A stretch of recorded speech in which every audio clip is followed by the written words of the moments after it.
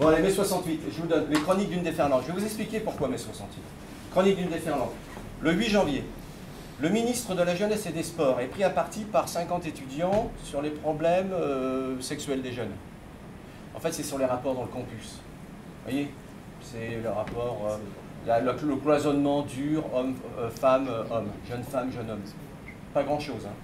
Le 22 mars, des étudiants occupent la fac de Nanterre en protestation à l'interpellation d'un des leurs qui avait participé à l'attaque d'un bureau de change de l'American Express en signe de protestation contre la guerre du Vietnam.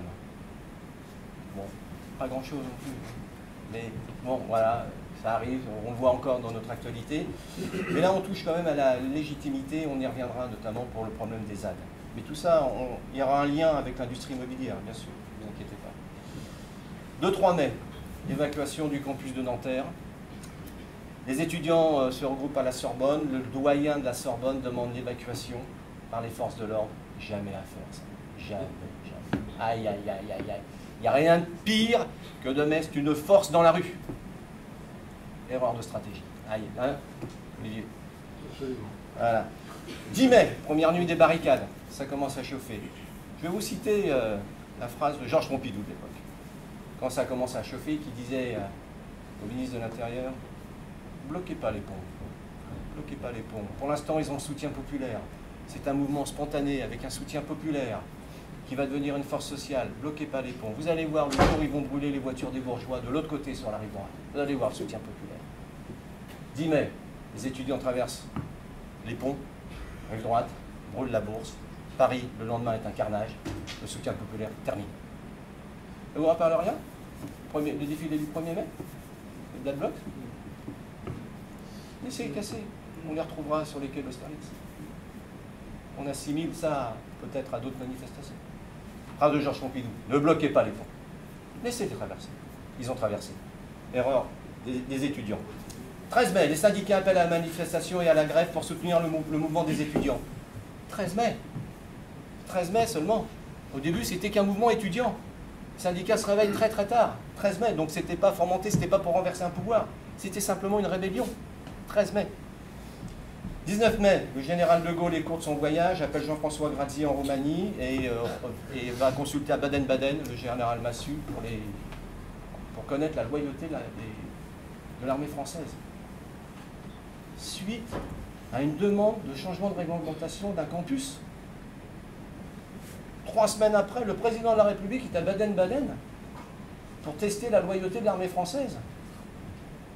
Et heureusement que Massu a pris une cuite avec le général russe la veille, et les Russes ont dit on ne bougera pas.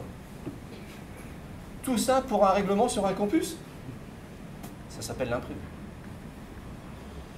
27 mai, le gouvernement et les syndicats signent les accords de Grenelle que Renaud Billancourt refuse d'entériner. Alors là, il y a un truc qu'on ne sait jamais, c'est que Georges Séguy, président de la CGT de l'époque, signe les accords de Grenelle devant le gouvernement de Georges Pompidou, avec Jacques Chirac. Et qu'est-ce qui se passe là? Il se passe tout simplement que quand il arrive devant à Renaud, hein, Cédric, il dit nous avons signé, enfin il dit on va dire aux ouvriers qu'on a signé les accords de Grenelle et que de toute façon on va arrêter la grève, qu'on a des acquis. Les ouvriers, encore l'imprévu, disent non, c'est pas suffisant. Et Séguy ne dit jamais qu'il a signé les accords de Grenelle devant les ouvriers de Renaud. Et ça continue, et la grève continue. 30 mai, manifestation de soutien au général de Gaulle. Le mouvement étudiant est terminé. Ensuite, au mois de juin, on aura un mouvement social avec malheureusement 3 décès. Un décès à Lyon. Au mois de mai, il n'y a pas eu de décès. Un décès à Lyon, un commissaire de police, et un décès dans l'est de la France, 2 ouvriers. Voilà. Et là, le mouvement étudiant est terminé le 30 mai. C'est le mouvement social qui prend avec les grèves. Et ensuite, les vacances arrivent et c'est fini. Et les législatives. Et effectivement, le général de Gaulle dissout l'Assemblée nationale. On peut rajouter un petit point. Alors on ne va pas trop faire sur mai 68, on va très vite arriver sur l'imprévu. Hein. Je sais que tu as été garde mobile. Non, mais je pense que c'est au 27 mai, pour ce que tu dis, il y a eu aussi un rapprochement avec les intellectuels. Oui. Je pense à Jean-Paul Sartre. Il ne faut pas désespérer Billancourt. Non, mais c'est les intellectuels et dire qu'on a signé. Reprennent aussi. Ouais. Les vœux du général de Gaulle. 31. Ah, pardon. les vœux du général de Gaulle, le 31 décembre 1967. L'année 68, je la salue avec sérénité. On n'a rien vu, hein. Que dalle. Que dalle. Philippe, pourtant, il se passe quelque chose dans le monde en 68. C'est vache une question, parce que on a l'impression que j'ai vécu ça. C'est ce que m'a dit ton attaché de presse. Je peux dire que j'étais... Je suis désolé pour le son. Dans le berceau, ça c'est sûr. Je sais pas, en 68 dans le monde, il semble qu'il y avait les JO à Mexico. Oui. Avec en effet les 3 athlètes qui à la fin du sprint, en tout cas c'est de l'athlétisme, montent sur scène, sur le podium tous les 3 et brandissent le poing. Ganté. Ouais, ganté, ouais. Représentant des Black Panthers. Voir des chaussettes noires, me semble-t-il aussi. Ouais. Quoi d'autre Luther King, qui est assassiné. Je ne sais plus dans quelle ville, mais je crois que c'est en 68. Hein. Oui, c'est ça. Memphis, peut-être, ouais. Memphis. Quoi d'autre en effet, tu l'as dit, c'est Nixon aux États-Unis qui est élu président, et puis on est en pleine guerre du Vietnam, quoi. Voilà, ce que je peux. Tchécoslovaquie aussi. Ouais, peut-être. Ouais. Après. Quoi d'autre Non, offensive. Voilà, non. Je pense que c'est vraiment on est en pleine guerre du Vietnam avec l'offensive du Tet, enfin tout ce que le napalm, enfin toutes les images glorieuses qu'on a vues, quoi. Justement pour vous faire voir que même. Merci Philippe, merci beaucoup. Peut-être ça. Non. Pour vous faire voir que moi, je vous amène sur le thème de mai 68. Bien sûr, ce sont les 50 ans. Bien sûr, il y a des choses qui sont risibles puisque il y a 2 jours, on commémorait l'envahissement du théâtre de l'Odéon et que les étudiants d'aujourd'hui voulaient rentrer dans le théâtre de l'Odéon et que les gars de 68 qui commémoraient ça dans l'Odéon, enfin ce qu'il en reste, et les intellectuels d'aujourd'hui, se sont fait protéger par les CRS. Donc, les étudiants de 2018 ne rentrent pas. C'était juste effarant. On avait honte. On avait honte. Mais bon, c'est comme ça. L'agenda du général de Gaulle. On est dans l'imprévu. C'est l'agenda du général de Gaulle. Le 10 mai, hein, c'est là où ça casse. Hein. Alors vous voyez pas trop, mais là, ici, général de Gaulle, il a rendez-vous avec son coiffeur. D'accord. Ensuite, il a une réunion préparatoire pour son déplacement en Roumanie. Ok. Il a un call avec le général Eda Yama, qui est président de la République du Togo. Bravo. Il a même un déj. Tout va bien.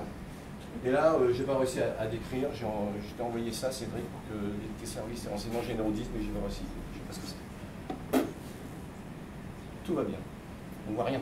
C'est vrai, ça, c'est l'original, ça? Ah oui, oui, l'Archive nationale. On ne voit rien. Alors, celui des Archives nationales, peut-être qu'il y en a un secret, attention. Hein. Mais... c'était pas écrit, mais bon. C'est drôle, hein, le président de la République qui prend des notes sur un agenda. Voilà. Là, vous regardez l'évolution.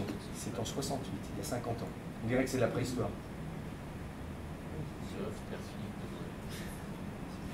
Ouais, Pierre Philippe Debré, coiffeur. Il y a un déj avec Michel Debré, hein, quand même, hein, le samedi suivant. Hein, vous n'avez pas connu ça, vous, hein, les agendas, les jeunes, là. Hein, je vois, là, parce qu'il y a beaucoup de moins de 30 ans, là, ça me fait plaisir de vous voir, mais c'est juste terrible. Hein. C'était comme ça que le président de la République prenait ses rendez-vous.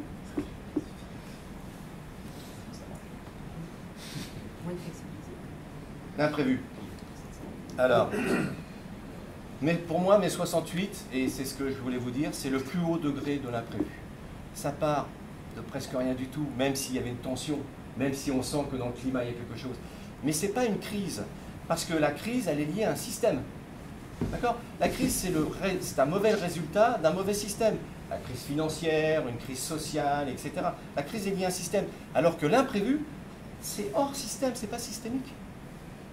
Le problème, c'est que l'imprévu, par son essence étymologique, on ne peut pas le prévoir. C'est vraiment l'inattendu. Okay, et donc, quand dans la mesure où on ne peut rien prévoir et que nous, à la tête de nos entreprises, on fait des programmations d'innovation, on fait des programmations immobilières, on fait des programmations avec le digital, avec le numérique, on doit tenir compte, bien sûr, de l'analyse des risques. Mais ça, vous savez faire. connaissez l'analyse des risques, puisque vous les analysez, vous connaissez les risques, puisque vous les analysez. Mais comment vous intégrez l'imprévu? Comment on intègre l'imprévu dans nos entreprises? Alors que ça peut se passer au plus haut niveau de l'État. Comment on l'intègre? Là, c'est pas la peine d'aller faire une fiction dans le futur. C'est pas la peine. Ça sert à rien, des fictions dans le futur. Parce qu'en général, une fiction, c'est quelque chose de très personnel. C'est même pas la peine de faire des fictions un petit peu plus structurées qu'on appelle les fictions friction, à partir de quelque chose qu'on maîtrise. Non, ben, l'imprévu, ça se gère par la connaissance du passé. Imaginez que pour moi, c'est mai 68, parce que c'est les 50 ans. D'accord? Donc, c'est le plus haut degré de l'imprévu. Ok? Et bien, vous tenez compte de toutes les raisons qui ont déclenché mai 68 et vous essayez de les transférer dans votre actualité professionnelle, en imprévu, en disant « Et si ça arrivait, qu'est-ce que je devrais faire ?» C'est 1% de votre temps de réflexion, mais il est capital. Parce que mai 68, c'est une brèche. Si aujourd'hui nous avons des étudiants entrepreneurs, c'est grâce à mai 68. Si on a une liberté intellectuelle, c'est grâce à mai 68. Si aujourd'hui vous parlez co-living, c'est grâce à mai 68. La cohabitation par émancipation, c'est le relais des pique-niques et des hippies. C'est mai 68. On l'a enterré politiquement parce que ça n'a jamais été quelque chose de politique. Ça a été quelque chose de spontané, qui a eu un élan populaire et qui est devenu après une force sociale. Mais ça n'a jamais été politique. Du reste, quand les communistes et les syndicats y vont après, ils sont complètement à la ramasse et c'est fini. Et le pouvoir, il n'est pas pris. L'imprévu. Alors, vous prenez par exemple, pour gérer 68, c'est un exercice que je vous conseille, vous prenez toutes les raisons de mai 68, d'accord? Vous les juxtaposez sur ce que vous faites aujourd'hui, et vous verrez que vous trouverez simplement des solutions ou des choses qui peuvent vous prémunir de l'imprévu. Là, on n'aura pas de son. Bon, c'est dommage parce qu'on avait... On a juste un son sur le micro.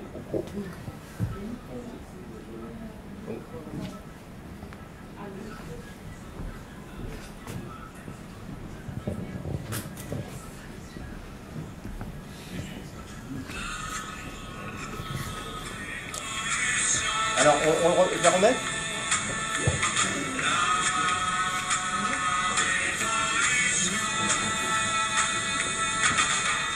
Mais enfin, je t'ai payé l'école, c'est pourtant pas des fariboles. On nous apprend des insanités et on nous empêche de contester.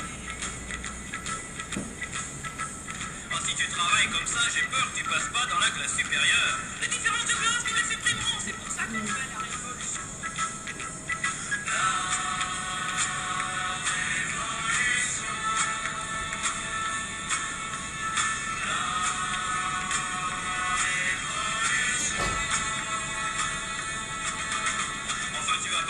Maintenant, regarde dehors, c'est plein d'agents. On va passer des CIRS et je m'en vais botter les fesses. Mais voyons, fiston, ne vois-tu pas que c'est les rouges qui sont derrière tout ça? Oh, la vache, je t'en prie, tu déconnes, laisse la peur de rouge au fait d'écho. C'est là.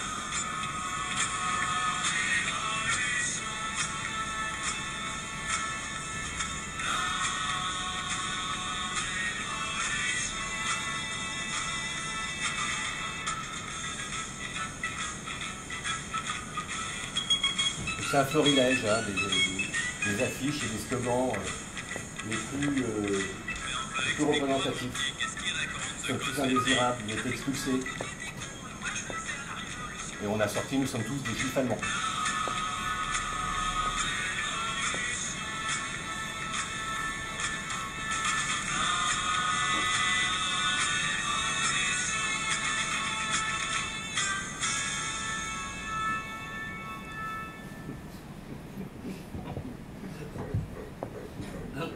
Ça te fait rire, non? Oui. Bon hommage, bonjour les vous. Oui. Allez, on regarde. Merci. On regarde. Bon. Allez, commentaires. Faut nettement mieux les couper. Cédric.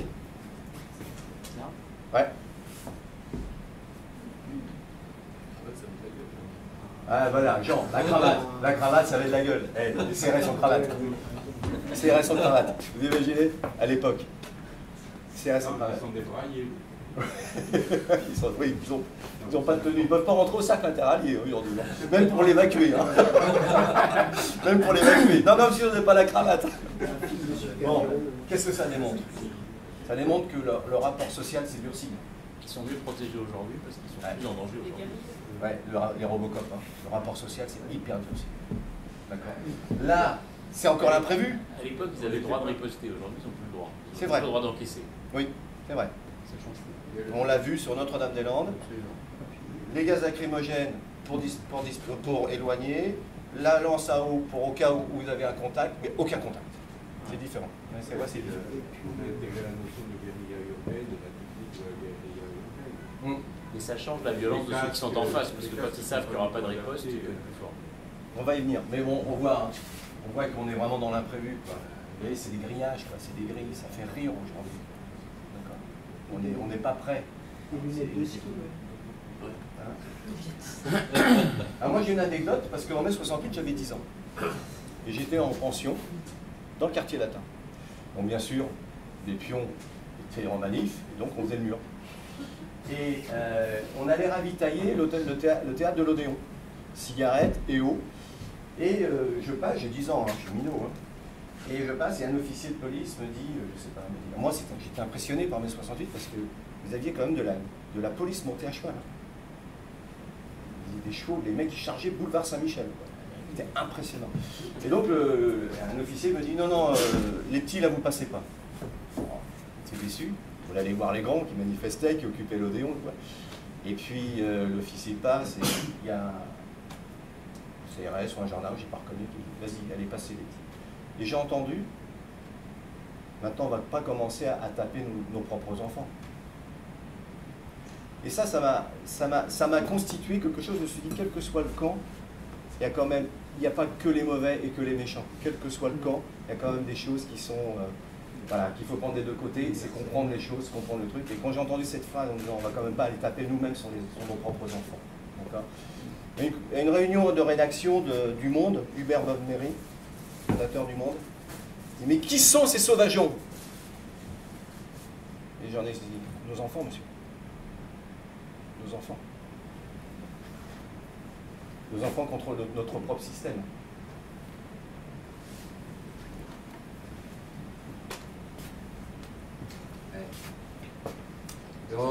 J'ai pas réussi à vous retrouver, mais on a des femmes qui manifestent en robe et en jupe à l'époque. Hein. Mais aussi parce que qui sont les prolétaires? C'est les CRS, c'est pas les étudiants. À visage découvert. À visage découvert. Là, autre temps. Autre temps, autre époque. C'est plus dur.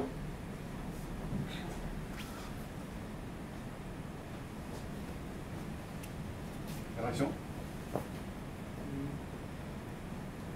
Non, ceux qui sont très loin de mai 68, parce que j'ai vu qu'à dans les universités, on n'avait pas de cours sur mai 68. Hein.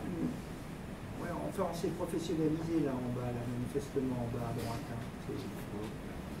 C'est un peu équipé. Ça c'est drôle parce que même handicapé, le mec il est comme là. Il est casqué. C'est sa propre histoire. Ah, ça symbolise l'histoire. Vous n'avez pas remarqué quelque chose, et ça c'est bon pour nous à retenir. Vous n'avez pas remarqué que sur Notre-Dame-des-Landes, à un moment donné, il y a quelque chose de surprenant sur le discours des zadistes. Tout le monde sait ce que ça veut dire, la ZAD, hein? D'accord. Okay.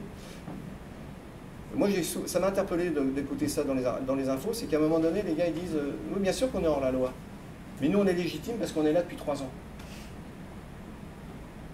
Oui, on sait qu'on est hors la loi, mais on est légitime parce qu'on est là depuis 3 ans. C'est-à-dire qu'aujourd'hui, il y a la loi, plus la légitimité de l'occupation d'un lieu. Ça doit nous interpeller quand même dans nos métiers. Hein? J'ai pas entendu. Ça s'appelle l'éducation, normalement, mais c'est plus grand, pardon. Ouais. Non mais c'est ça, et ils étaient sûrs d'eux les gars. Nous on est légitimes parce qu'on est là depuis 3 ans. Non mais la légitimité, c'est quelque chose qu'il faut prendre en compte. Même si on est hors la loi, il y a la légitimité de la chose. Alors, voilà, si on fait la juxtaposition de l'imprévu, Dans mai 68, les grandes raisons, c'est la contestation de l'ordre établi. Hein, on va vite, hein, on passe mai 68. Besoin d'émancipation au modèle présent. Faire sauter un carcan entravant, une pulsion à imaginer autrement sans devenir par des idées créatives, etc. On l'a vu lors des choses. Réfléchissez là-dessus. Et qu'est-ce qui pourrait être la contestation de l'ordre établi dans nos métiers de l'immobilier? Le management. Oui, Sylvie? Le management, enfin, je veux dire, la façon dont l'entreprise... Ah, dans l'immobilier plus? Non, non, alors dans l'entreprise, oui. Alors dans l'entreprise, effectivement, dans mai 68, c'est aussi le rapport hiérarchique qui saute, hein, ça c'est sûr. Surtout entre étudiants et profs, hein, mais dans l'entreprise. Non, la contestation de l'ordre établi dans nos industries immobilières. 369. Ouais, d'accord, ok. La réglementation, d'accord. Le modèle de propriété. Le modèle de propriété. Ou d'usage. Voilà, ça c'est un imprévu qui peut nous arriver. L'usage ou la propriété. C'est vraiment un imprévu qui peut nous arrêter, c'est sûr. Je sais pas ce que c'est ça. Là, dans le...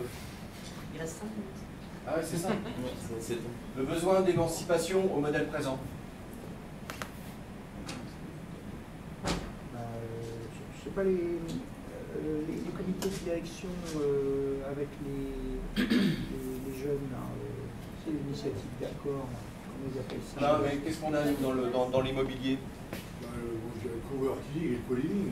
Ouais. On partage tout, on est plus dans les soins. Le cloud, voilà, ouais, je pense, à mon avis, c'est les data. Un jour, ça va sauter. La colonisation de nos vies par les data.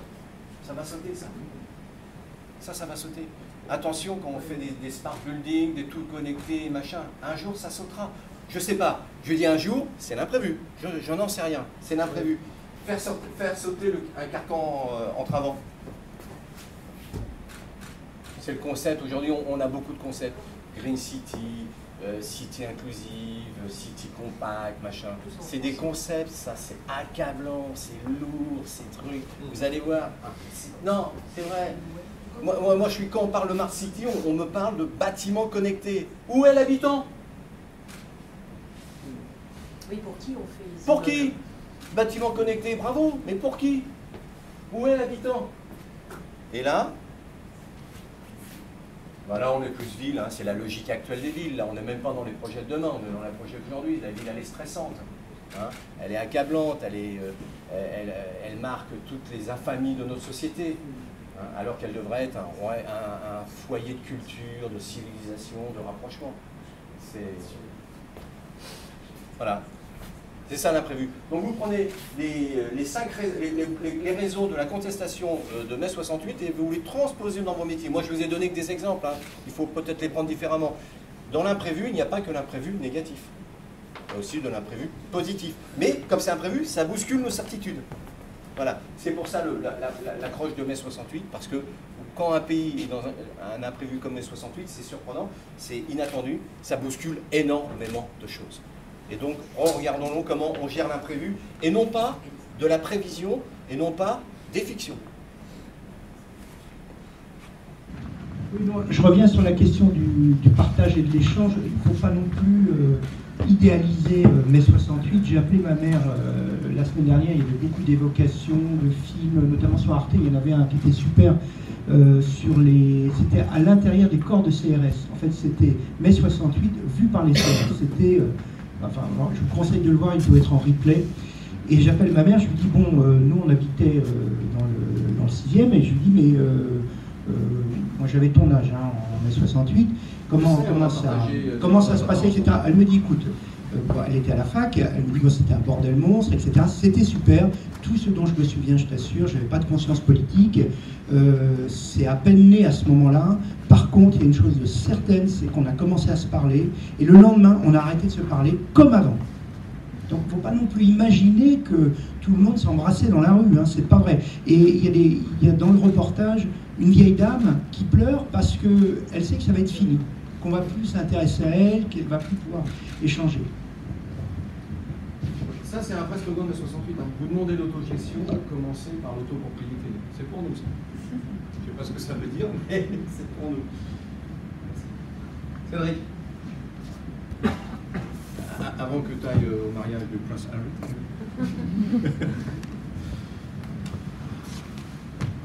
Non, je te taquine parce que Non, tu as une vie politique. Non, non. Bah, ma vie politique, je ne suis pas forcément... je suis assez d'accord sur le fait de dire que ça a peut-être plutôt... On voulait favoriser une lutte contre l'individualisme, quelque chose de très collectif, et ça a essentiellement promu un individualisme plus fort. De même que on a vu, ils écrasent le capital. Je ne suis pas sûr qu'on ait écrasé le capital depuis 50 ans. Au contraire, on a probablement plus ouvert la voie à une société qui est plus capitaliste et plus individualiste. Donc, pour ça que je ne suis pas un fanatique du détournement de slogans qui, à mon avis, n'ont pas forcément atteint l'objectif qu'ils poursuivaient à l'époque. Quand je disais tout à l'heure que les vrais prolétaires, c'était plus les CRS. Mais moi, ce que je me demande, c'est est-ce qu'aujourd'hui, ces révolutions qu'on prône et auxquelles on croit tous sur l'évolution des modèles, est-ce que comme mai 68, c'est pas aussi comment dirais-je, une sorte d'avant-garde bourgeoise, mais est-ce que ça ne concerne pas que finalement très peu de monde? Et que beaucoup de gens aujourd'hui, quand ils nous entendent parler d'un monde meilleur qui est plus dématérialisé, qui est plus communautaire, qui est plus... Est-ce qu'il n'y a pas 95% des gens qui, dans ce qu'ils vivent, dans les endroits où ils travaillent et où ils habitent, ils ne le voient pas aujourd'hui? Donc est-ce que... il y a toujours une avant-garde, hein, mais on ne se concentre pas sur quelque chose qui aujourd'hui met beaucoup de temps à s'étendre, si on pense que c'est positif. Est-ce qu'il ne faut pas accélérer le moment où on peut étendre ce modèle vis-à-vis des petites entreprises, qui aujourd'hui continuent à trouver que l'offre qu'on fait tous, alors elle est meilleure qu'il y a 5 ou 10 ans, mais enfin elle ne répond peut-être toujours pas à ce qu'ils attendent en matière de support pour travailler ou les gens qui cherchent à se loger et qui n'y arrivent pas. C'était quand même un grand coup d'accélérateur pour les femmes. Égalité des femmes, présence de la femme, reconnaissance de la femme. 2-3 ans après, malheureusement, pas en 68. En 68, mesdames, vous n'aviez pas le droit d'ouvrir un compte en banque sans la présence de votre mari ou de votre papa. Je ne sais pas si vous aviez tout juste le droit de vote. 45 cas, oui, c'est ça. Voilà. Mais vous n'aviez pas droit au compte en banque et vous n'aviez pas droit non plus à... enfin, vous étiez très très limité. Et il y a beaucoup de femmes qui nous ont parlé de mai 68. Ils nous disent, oui, effectivement, nous on était là pour faire les tracts et pour faire les cafés. Enfin, la place de la femme, allez, les femmes sont dans les manifs, mais les places de la femme, malheureusement, ne sont pas dans le mouvement de 68, c'est après. Après, grâce au mouvement, du mouvement de libération de la femme. Voilà, après. Alors, revenons à l'imprévu. Puisque mai 68 c'est que le fil rouge, hein, je sais que c'est passionnant mais c'est que le fil rouge, mais ça veut dire que si vous demain vous voulez faire une capsule avec le club dans vos entreprises sur l'imprévu, bien sûr ça sera toujours l'accroche de mai 68, mais je pense que l'imprévu c'est un vrai sujet par rapport à ce que nous développons dans nos entreprises, sur le fait qu'on prévoit des programmes de changement, on pense que ça va être génial, on pense que le monde va suivre et comme dit Cédric, attention c'est de l'avant-garde et peut-être que tout le monde ne suit pas. Et qui ne suit pas? Rapidement, pour attaquer maintenant des choses, les autres sujets du programme, les dépassés. Ceux qui sont dépassés, par exemple, par le digital de numérique. Ils ne vont pas vous suivre. Hein. Ils sont dépassés, donc bon, voilà. Et à la limite, on fait comme avant, puisqu'ils sont dépassés. D'accord? C'est le modèle. Les indifférents. Ils ont un peu essayé au numérique, à la connectivité, ça, ils ont essayé. Bon. Rien à battre. Attention, hein, c'est le poids lourd. Il y a des élections qui sont comme ça, hein, sur les dépassés, les indifférents. Hein. Attention, il y a des élections qui sont comme ça, à grande surprise, hein, dans les grands pays. Et les plus réfractaires, ce sont ceux qui sont comme vous, mais qui ont été déçus. Et alors là, ils ont les mêmes arguments que vous, sauf que ce sont des contre-arguments. Et c'est eux les leaders, les déçus. Et ce seront des vrais leaders. Sur l'imprévu, c'est bon? On a compris? D'accord? C'est pas de la prospective, c'est pas de la prévision, mais c'est à intégrer dans tous nos programmes.